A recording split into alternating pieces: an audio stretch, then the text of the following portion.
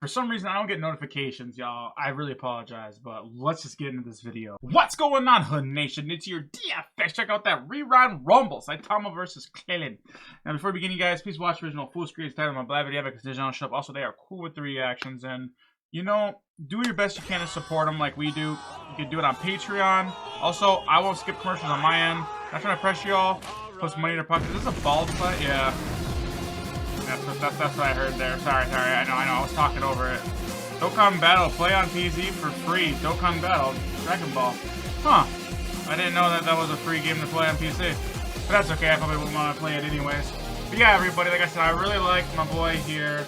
Animation Rewind is his parent channel. He also was a guest on our show, the Reaction Squad podcast. If you guys want to see that interview, always at the end of this video, I'll give you guys a link to it. Being a bald man with extraordinary power who works hard KRILLIN every day to chooses make sure that to be innocent lives bald. are protected from imminent threats. Imagine not being respected for the amount of powers you have, yet you still put on your slacks when needed to save the day. For KRILLIN and SAITAMA, there is no imagination necessary, for this is their reality. They are both human, bald, and most of all, overpowered yet underappreciated. However, only one can truly be Japan's best baldy. Today, we find out TN jumps in. Today, Rewind Rumble. But no, and a research. Here's the thing about SAITAMA. It's way too early to call him.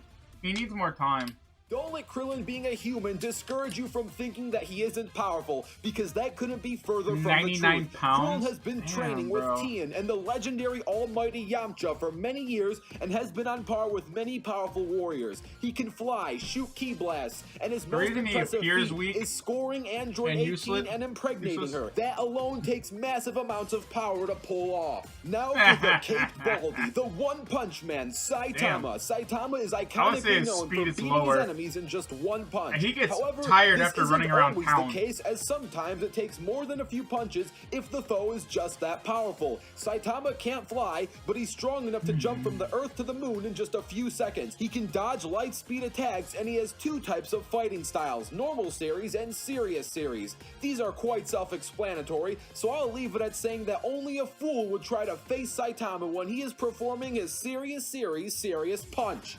And now, let's get ready for the fight. SSJ, this battle will take place on Earth, and remember, there is no prep time. Let the battle begin. He's got passion. I'll give my boy that. SSJ Goku.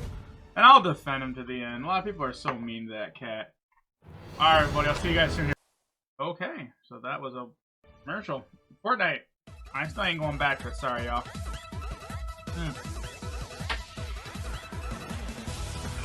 So he's a cop right now, KRILLIN? Is this how the fight's gonna start?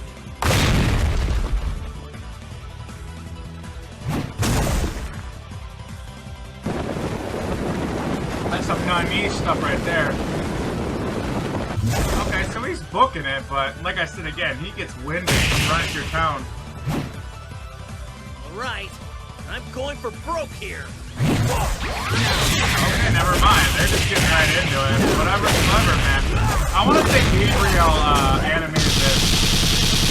Oh, this is getting super loud. I'm gonna turn that down just a hair. I do like how we kind of just jumped into it right away. Doesn't really take much for a ooh, trying to get in there.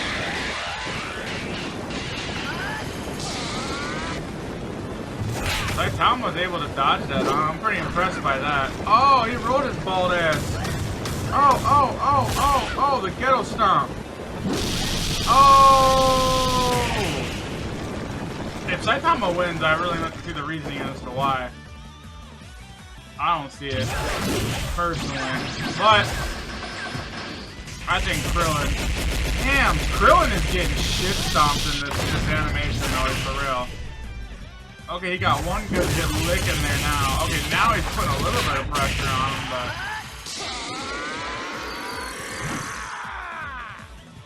Is that a key? They did like the key tire in like the video game. Oh!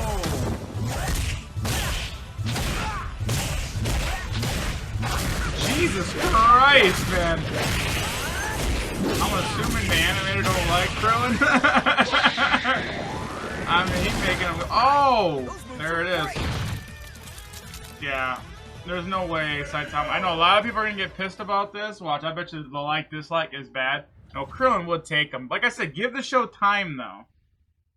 Hopefully you enjoyed that animation. Yeah, Gabriel Muzzo, yep. Special thanks to Team Animation Rewind. Corin O'Keefe. I like him too, man. A huge thanks to Webcam Parrot and Corin O'Keefe for providing scans and research for the post-analysis, and Corin O'Keefe for writing the post-analysis. Thanks, and enjoy the post-analysis. The maniac. Let's not beat around the bush on why Krillin wins this. Let's a lot of people go get over so mad. Stats, and it would paint a pretty clear illustration on why Krillin is overall statistically superior to the Caped Baldy. Yeah. Krillin, even in the Saiyan Saga, was already powerful enough to one-shot multiple Saiyan Saga Cybermen with almost no effort. Keep in mind, these Saiyan Saga Cybermen are confirmed to be equal to Goku's brother Raditz. Goku's brother Raditz, during this time in the series, was able to dominate Piccolo and Goku both. In fact, he was a little over 3.7 times more powerful than weighted Piccolo, aka Piccolo while wearing his weighted clothing. Piccolo while wearing his weighted clothing was casually able to vaporize the moon within a couple of seconds. Piccolo at that time had a power level of 322, and Goku's brother Raditz was a little over 1200. But to keep it simple, we can say that it was 1200 on the dot, which would make Raditz a little over 3.7 times more powerful than somebody that could flick his wrist and casually vaporize the moon. Goku at this point was very comparable, if not slightly above Piccolo, and Raditz even dominated them shortly after they took off their weighted clothing. Even 18-year-old Goku was confirmed that he could shatter the moon when Goku and Piccolo faced off against Raditz. Saiyan Saga Krillin literally one-shot multiple Saiyan Saga Cybermen who were all at least a little over 3.7 times more powerful than a character who can casually vaporize the moon. And yet Krillin That's how the show works. At least 4 of these with ease. I know a lot of people go, oh, it's power scaling. No, that's literally how the show is run. It's power scaled. That's why, like, when people get in those versus arguments debates, like, oh, you're just power scaling. It's like, that's how the show runs. It's just think of it as like an RPG game, literally. But it's like, in their world, it's real life. Their power level is their level, in a sense. It doesn't mean they'll always win if they're close, but it just shows, like, that's what it is. Krillin would also be way faster than these Cybermen as well. They're as fast as Raditz, who is at least 28% the speed of light, also known as relativistic to the speed of light. This calculation was actually calculated by Benjamin Hellfire Productions. Oh, Benjamin? Krillin on Planet the Hedgehog? Namek, after getting his potential unlocked, was almost at the same level as Saiyan I know Saga him. Vegeta. Saiyan Saga Vegeta could easily destroy the the Earth. Hedgehog. Saiyan Saga Vegeta had the power level of 18,000, and Krillin, after getting his potential unlocked, and the power level of 13,000, one finger. So he wasn't that far off, and he kept getting stronger after getting his potential unlocked. He kept getting stronger throughout the rest of the Namek and Frieza saga. Heck, with his Destructo Disc, he was able to cut off second form Frieza's tail, and he would have completely cut him in half if he did not avoid the Destructo Disc. That disc is something nasty. we like to call plot. Even first form Frieza could casually blow up planet Vegeta, a planet with 10 times the gravity of Earth, and obviously his second form would be more powerful than his first form. Krillin, with the Destructo Disc, cut this guy's tail off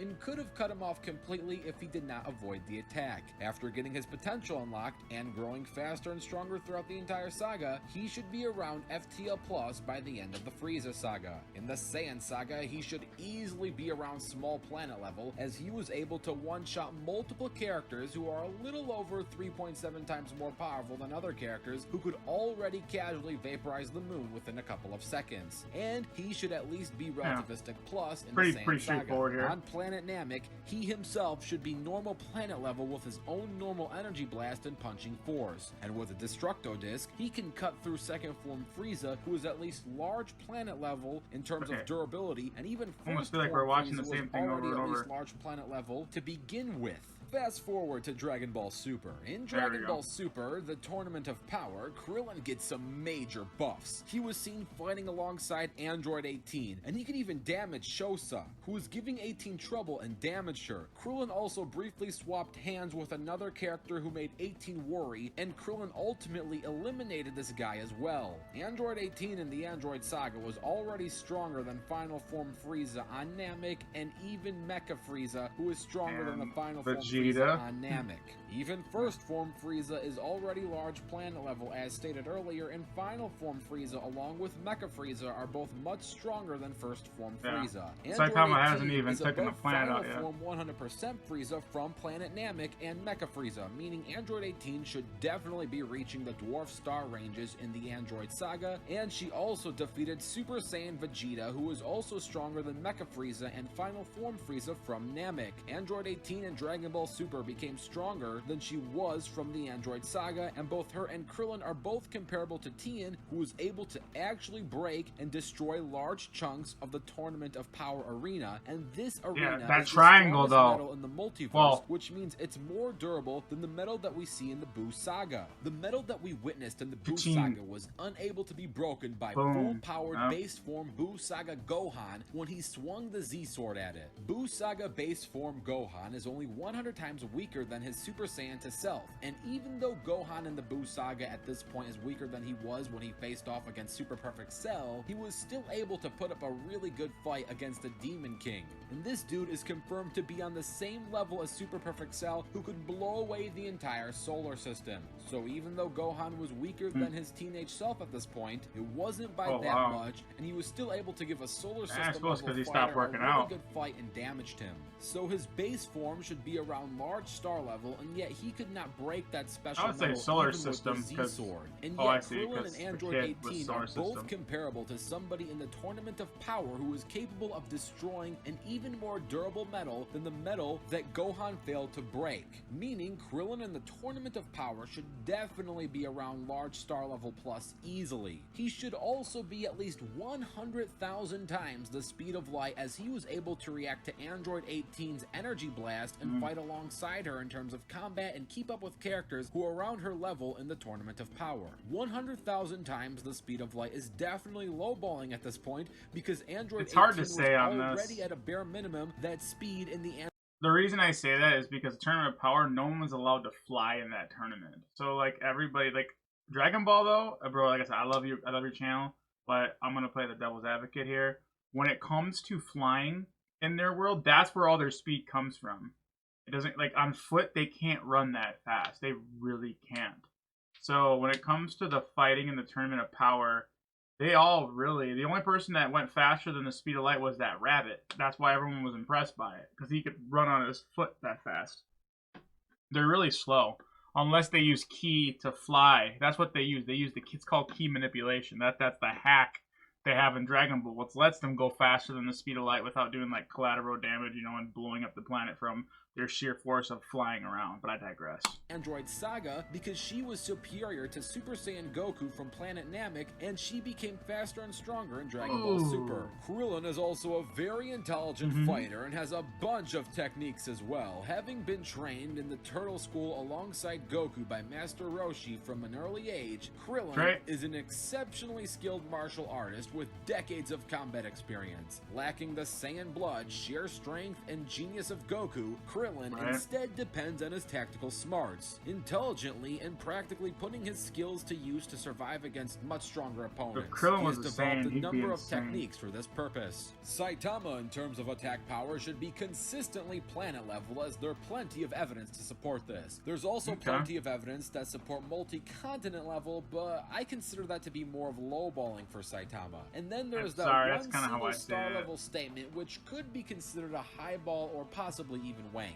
as that one star level statement is actually outweighed by more planet level and multi-continent level stuff. For example, one of Saitama's authors said that Saitama could destroy the Earth if he wanted to. Saitama himself stated that if he kept getting annoyed, he could end up destroying the Earth. And there's also the fact that he didn't even use his full power to defeat the strongest attack. Yeah, we really got to see the final form of our boy here, Saitama. Has consistently been depicted as being surface wiping, aka multi-continent level, and yet Saitama Saitama was holding back, he was able to counter this type of attack. Saitama also defeated Awakened Garu, who has been stated by one to be comparable to Lord Boros, and may even be on the edge over Boros in close combat. So Awakened Garu is also around multi-continent level easily, and Saitama defeated him while also somewhat holding back. Heck, you could even say Saitama with his casual punches is multi-continent level. This is because with a casual punch he was able to easily break the armor of Lord Boros. And this armor is meant to be able to restrain the true power of Lord Boros, meaning that it had to restrain a multi-continent level power. And that's all he says every time. Punch was able to break this armor. There's also his moon jump. His moon jump has also been calculated to be roughly around multi-continent level, and that was extremely casual as well. As for speed, even for Genos, from One Punch Man has been able to react to a light speed attack. Saitama is faster than Genos, even while Genos is going all out and sparring with Saitama. There's also the fact that Saitama effortlessly threw a rock faster than Giranganshu. It was also stated by Murata that Giranganshup's near light speed attacks are nothing compared to Saitama, and a bad joke in his eyes. Saitama has even shown that he can easily keep up with Flashy Flash, and even proved himself to be superior to Flashy Flash. Flashy Flash has actually been stated to be faster than light. So as you can see, there is plenty of consistent evidence for Saitama being baseline FTL. It's really hard to say how much faster he actually is than these other characters. But he can't run fast. He can fight faster, but he can't travel faster. He is baseline FTL. And if we want to be very generous, we can imply that maybe he was only using 1% of his power, so maybe baseline FTL with only 1% of his power, even though there's no evidence that supports such a claim. But if we completely assume this, then he might be 100 times the speed of light, but then again, there's honestly nothing that backs that up, and this could definitely be considered a generosity or even wank. Normally and consistently, he is easily FTL at baseline. Saitama also has good resistance when it comes to resisting telekinesis. He has resisted the telekinesis of Tatsumaki. This is impressive considering Tatsumaki, while heavily drained and fatigued, was still able to down an Awakened Garu for a good period of time with her telekinesis, which means her telekinesis was able to affect somebody who could be considered multi-continent level, and yet it really had no effect on Saitama. Overall, here are my thoughts on the fight. A wanked Saitama is still weaker and slower than a Dragon Ball Super TOP Krillin, but stronger than Saiyan Saga and Namek Krillin, but Namek Krillin is still fast enough to keep up with a wanked Saitama. A normal Saitama who is planet level in FTL is above Saiyan Saga. He needs more time. That's exactly what I said at the beginning of this. Who is above planet level in base FTL is above Saiyan Saga Krillin, but Krillin does hold every other advantage in terms of skill, versatility, technique, and mobility. Namek Krillin would be faster than a normal consistent Saitama, but they would have similar attack power until Krillin uses the Destructo Disc, which could essentially one-shot Saitama as normal Saitama, plus Krillin would have all those advantages that we mentioned as well, on top of having the speed advantage, if we include Dragon Ball Super Krillin. Tournament of Power Krillin outclasses any Saitama, wanked, lowballed, consistent. Not only does he have a big attack power and speed advantage, but he is way more versatile thanks to all of his techniques. Makes total sense to me. He has way more mobility thanks to his ability to fly. Clear cut. He's much more intelligent as a fighter, and he has techniques that would actually devastate Saitama, such as the Solar Flare times 100, along with multiple Destructo Disc that he can make follow you. So he could easily blind Saitama and then literally one-shot him. Making the winner of this Rumble, Dragon Ball Super Krillin. On the next episode. Ads jumping in. I'll see you guys soon. Alright, like I said, we're back, everybody. We don't skip them commercials, man. Put some money in their pockets. Now try to press you out, just trying to set a good example. Nani? Dexter's Laboratory versus Jimmy Neutron.